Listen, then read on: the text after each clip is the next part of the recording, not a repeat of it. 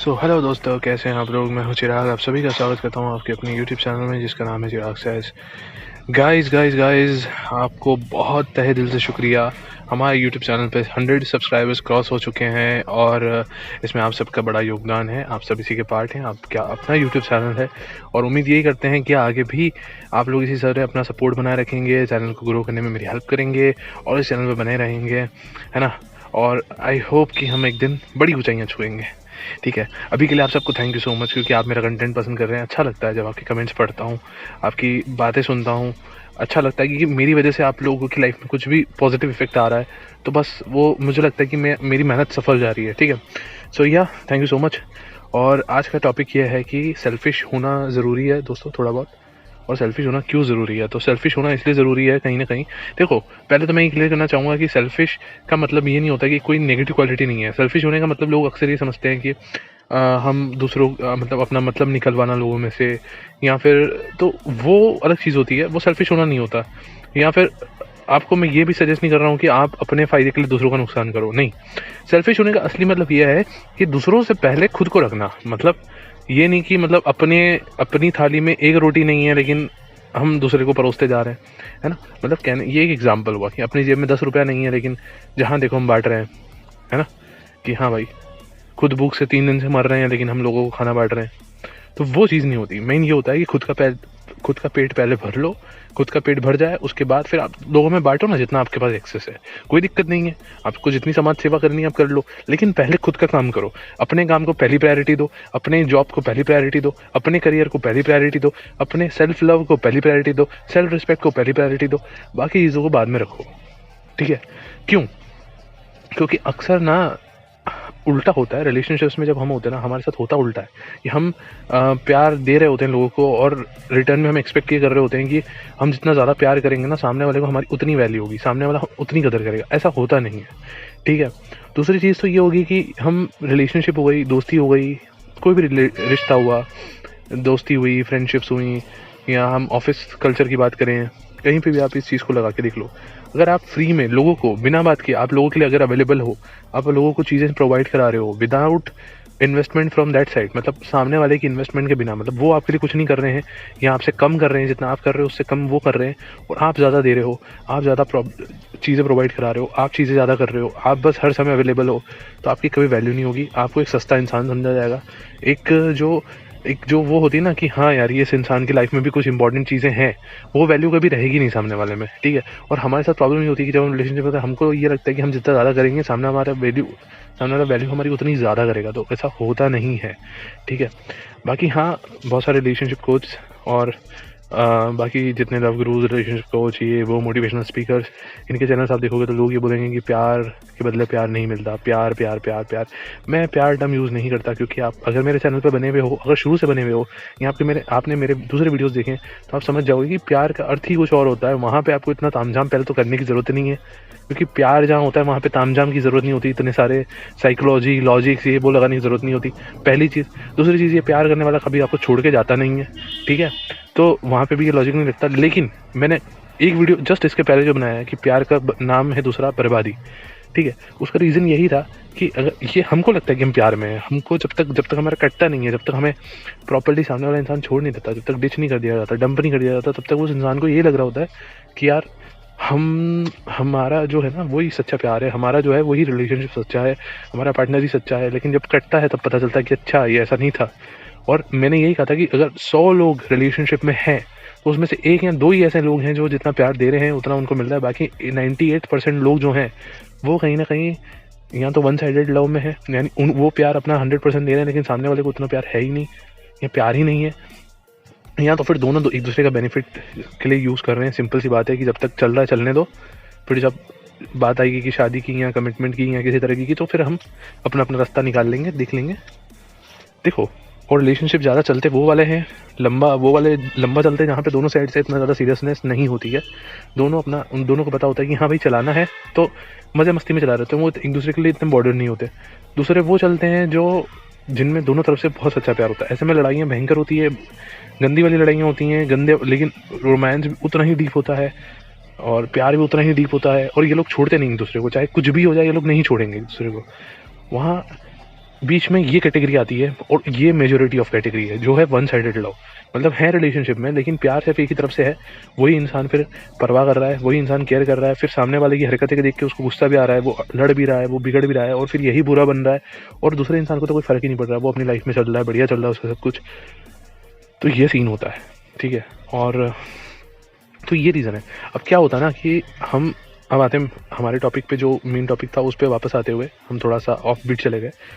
Main यही चीज़ थी कि देखो क्या होता है कि एक लड़का था, है ना, मैं आपको एक रियल एग्जांपल बता रहा हूँ। एक लड़का था, उस लड़के का एक अपनी ड्रीम था, एक सपना था कि मुझे इस जॉब में जाना है, इस कंपनी में जॉब करनी है, यहाँ पे जाके मुझे जॉब करनी है, एक बड़ी एमएनसी में जॉब करनी है। और वो उस जॉब में लगा हुआ भी था, है ना, उसने अपना ड्रीम जी रहा था वो उसके करियर में। उसका करियर अभी अभी स्टार्ट ही हुआ था और उसको ऊपर अच्छी ऊंचाइयों पे जाना था। वहाँ उसको ये बंदी मिल जाती है, दोनों एक ही करियर में है, दोनों का बढ़िया चल रहा है। लेकिन इस लड़की के व्यूज़ थोड़े अलग हैं। इस लड़की को इस जॉब में रहना नहीं है, वो इस कल्चर में नहीं रहना चाहती है। उसके कुछ पर्सनल पारिवारिक प्रॉब्लम्स हैं जिसकी वजह से, या कुछ कर्जा है या जो भी है उसकी वजह से ये यहाँ पे ठहरी हुई है। पर इसका ये है कि एक बार वो उतर जाए, मतलब शादी के बाद मैं जॉब नहीं करना चाहती, मैं घर पे रहना चाहती हूँ, मैं हाउसवाइफ बनना चाहती हूँ, एटसेट्रा एटसेट्रा एटसेट्रा। और उसको उसकी लाइफस्टाइल का एक अलग व्यू है कि मुझे ऐसी ज़िंदगी चाहिए। और जो वो सोच रही है कि उसे जैसी ज़िंदगी चाहिए वैसी वो इस लड़के के साथ में, इस करियर में, इस प्रोफेशन में वैसी लाइफ नहीं जी जा सकती, ठीक है। उसे सिंपल लाइफ चाहिए, इसे कॉर्पोरेट लाइफ चाहिए, इसे ये लाइफ चाहिए। सो प्रॉब्लम यहाँ आके फंस रही थी। तो यहाँ पे लड़का क्या करता है ना कि अपनी जॉब, अपना करियर सेक्रीफाइस कर देता है और ऐसी जॉब की तैयारी में लग जाता है या ऐसी जॉब की प्रिपरेशन करने लग जाता है और जैसी सामने वाली बंदी को चाहिए थी, और बंदी भी करने लग जाती है, दोनों करने लग जाते हैं कि चलो ठीक है फिर ऐसे, मतलब यहाँ पे ज़्यादा स्कोप है, ज़्यादा पैसा कमाने का, वहाँ नहीं है तो वहाँ दोनों कमा लेंगे, लेकिन एटलीस्ट वहाँ पे वो जो लाइफस्टाइल होने चाहिए वैसी लाइफस्टाइल मिलेगी। तो लड़की के हिसाब से वो अपने ड्रीम्स करियर सब कुछ छोड़ के और वहाँ लग जाता है। अब उसके लिए टाइम लिमिटेड था तो लड़का क्या करता है, अपनी जॉब छोड़ देता है। लड़की यहाँ पे जॉब छोड़ती नहीं है अपनी, लड़की अपनी जॉब नहीं छोड़ती, लड़की अपनी जॉब में रहते हुए अपना टाइम निकाल रही है।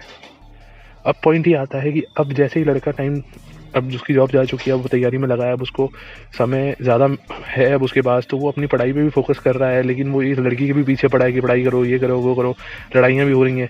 लड़की भी अब इसको टाइम नहीं दे रही है, वो बोल रही है कि मेरा टाइम बट रहा है, जॉब में भी, यहाँ पे भी, वहाँ पे भी। ऐसे करके पंगे होने स्टार्ट हो जाते हैं। और सर्टेन पॉइंट के बाद जब उस लड़की को ये रियलाइज़ हो जाता है, ठीक है, इनिशियली लड़की सपोर्ट भी करती है क्योंकि लड़के की जॉब जाती है, पैसा नहीं होता। लड़के ने ये भी कहा था कि भाई पैसा नहीं मिलेगा तो तुम क्या करोगे, तो लड़की उसको ये भी कहती है कि मैं सपोर्ट करूंगी, ठीक है। लेकिन होता ये है कि स्लोली स्लोली स्लोली स्लोली ये जैसे जैसे लड़के का फेज़ आगे बढ़ता जाता है और इसका वो ये ना उस जॉब में जा पा रहा है, ना ही अब वो वापस अपने करियर में रिटर्न कर सकता है, क्योंकि उसकी बड़ी मेहनत और मशक्क़त से उसने अपनी ड्रीम जॉब पाई थी और वो जा चुकी इसके हाथ से। तो अब वो क्या करे, तो अब वो फ्रस्ट्रेटेड है, भयंकर लेवल से फ्रस्ट्रेटेड है, डिप्रेशन में जा चुका है। अब वो अपना डिप्रेशन जो है वो निकालता है, अपना फ्रस्ट्रेशन निकालता है इसी बंदी के ऊपर। और ये बंदी रियलाइज़ करती है कि भाई अब इस लड़के का कुछ होना नहीं है, काफ़ी समय मैंने इसको देख लिया, ये अब उस जॉब में जा नहीं सकता जिस, मतलब उसकी, जैसे फॉर एग्जांपल उसका इंटरेस्ट था कि ये बंदा आईएएस बने या जो भी है या ये करे। तो उसने डिसाइड देख लिया कि भाई ये आईएएस वाईएएस बन नहीं सकता, इसमें वो कैलिबर है नहीं, या फिर ये उतना कर नहीं पा रहा है, इसको 2 साल 3 साल हो चुके हैं, होना है नहीं, मेरी शादी की उम्र हो गई है। अब खुद जिस कंपनी में है, अब इस बंदी की तो अच्छी खासी सैलरी हो गई क्योंकि इसने तो जॉब छोड़ी नहीं, तो प्रमोशन लेने से ये बड़ी पोस्ट पे पहुंच चुकी है, इसके सैलरी अच्छी हो गई है। अब इसको जो रिश्ते आ रहे हैं वो भी हाई लेवल के आ रहे हैं, इसके घर वाले इसके लिए बहुत हाई फाई पैकेजेस वाले एमएनसी कंपनीज में, यूएस अमेरिका में काम करने वाले लड़कों के रिश्ते ला रहे हैं। तो इस लड़की ने मौका देखा और उस लड़के को बोल दिया कि भाई साहब ना हो पाएगा, आप अपने रास्ते, हम अपने रास्ते। ये होता है दोस्तों, ये होता है जब आप अपने करियर, अपने ड्रीम, अपनी चीज़ों को सेक्रीफाइस करके दूसरों के लिए वो बनते हो, ठीक है। जब आप अपनी चीज़ों को प्रायोरिटी देने लगते हो ना, जब आप खुद को प्रायोरिटी देते हो ना, तो लोग तुम्हें प्रायोरिटी देते हैं। उनको लगता है कि हाँ इसमें कुछ इंपॉर्टेंट है, तभी ये अपने आप को इतनी प्रायोरिटी देता है। जब आप अपनी खुद की केयर करते हो ना, लोग तुम्हारी केयर करते हो, उन्हें लगता है कि हाँ ये केयर करने लायक होगा, इसमें कुछ तो होगा ना, तभी तो इतनी अपनी केयर करता है। जब आप अपने आप को अपनी चीज़ों पे फर्स्ट प्रायोरिटी रखते हो तो उन्हें आप वो चीज़ें इंपॉर्टेंट दिखती हैं। लेकिन क्या होता है ना, जब एक इंसान अपनी चीज़ें हर समय छोड़ के दूसरे के पास जाता है तो उसको लगता है कि इसका कुछ काम इतना इंपॉर्टेंट, ये इंसान कुछ इसकी ज़िंदगी में इंपॉर्टेंट काम है ही नहीं, इसलिए तो ये हमेशा अवेलेबल होता है, तो फॉर ग्रांटेड लिया जाता है। पहली बात तो तुमको। दूसरी चीज़ ये कि अगर आप अपने से ज़्यादा दूसरे इंसान को प्यार कर रहे हो, आप उसको उतनी ज़्यादा वैल्यू दे रहे हो, उसको सामने वाले को साइकोलॉजिकली इनडायरेक्टली कहीं ना कहीं सबकॉन्शियस में ये जाता है कि आई एम स्पेशल, तभी मैं स्पेशल हूँ, तभी तो ये मुझे इतनी वैल्यू दे रहा है, और ये कम स्पेशल है तभी तो ये मुझे इतनी वैल्यू दे रहा है, ये मुझे खोने से डरता है। और जब जिस दिन सामने वाले को ये पता चलेगा कि आप उसे खोने से डरते हो, उसके बाद देखो उसका रवैया चेंज हो जाएगा। जब तक उसे ये डर है कि आप ये म्यूचुअली इक्वल है दोनों चीज़ें, आप जितना उस सामने वाले को, आपको भी डर नहीं है उसको खोने का, आप भी अपने में सेल्फ रिस्पेक्ट है, सब कुछ है, तब तक सब सही चल रहा है। जिस मोमेंट उसे पता चल जाएगा ना कि आप डरते हो उसे खोने से, उस मोमेंट से आपको देखो छोटी छोटी बातों पे धमकी आने लगेंगी कि मैं तुम्हें छोड़ के चली जाऊंगी, यहाँ चला जाऊंगा, चीज़ें बदल जाती हैं। और ये मैं सिर्फ रिलेशनशिप की बात नहीं कर रहा हूँ दोस्त, ये दोस्तियों में भी होता है, ये प्यार में, जो प्यार सो कॉल्ड प्यार जो आप बोलते हो उसमें भी होता है, और ये ऑफिस कल्चर्स में भी होता है, ये रिश्तेदारी में भी होता है, ये हर चीज़ में होता है। ये दुनिया के हर फील्ड में जो भी रिश्ता है दुनिया में, एक इंसान का एक इंसान से जो भी रिलेशनशिप्स होते हैं, सारे रिलेशनशिप्स में ये चीज़ अप्लाई होती है। और ये आप देख लेना, ठीक है, और ये चीज़ होती है। लेकिन जब आप खुद को वैल्यू देते हो ना, तो उस इंसान के दिमाग में कहीं ना कहीं सबकॉन्शियसली ये आता है कि यार इसमें कुछ तो स्पेशल है ना, तभी तो ये। और दूसरा क्या होता है, एक इमेज क्रिएट होती है। शुरू में हो सकता है कि आपके पार्टनर या आपके दोस्त हैं, जो भी जिसके भी बारे में बात कर रहे हैं, उस इंसान को पहले ही लगे कि यार इसमें क्या एटीट्यूड है यार, ये मेरे को तो भाव दे नहीं रहा है, ऐसा वैसा। थोड़ा हो सकता है लड़ेगा शुरू में, वो उसको ऐसा लगता भी है कि हाँ भाई ये मुझे इंपॉर्टेंस नहीं दे रहा। लेकिन जब आप ऐसे कर रहे होते हो ना, तो आपके दोस्त, आपके कलीग्स, आपके आसपास के लोग, वो जब आपको इंपॉर्टेंस देते हैं, तो आपके पार्टनर या आप जिसकी बात चल रही है, उसके भी दिमाग में ये मैच जाने लग जाता है कि यार सब इसको इतनी इंपॉर्टेंस देते हैं, मतलब कुछ तो बात है इसमें। तो वो अपने आप को स्पेशल फील करता है क्योंकि आप उसके साथ हो।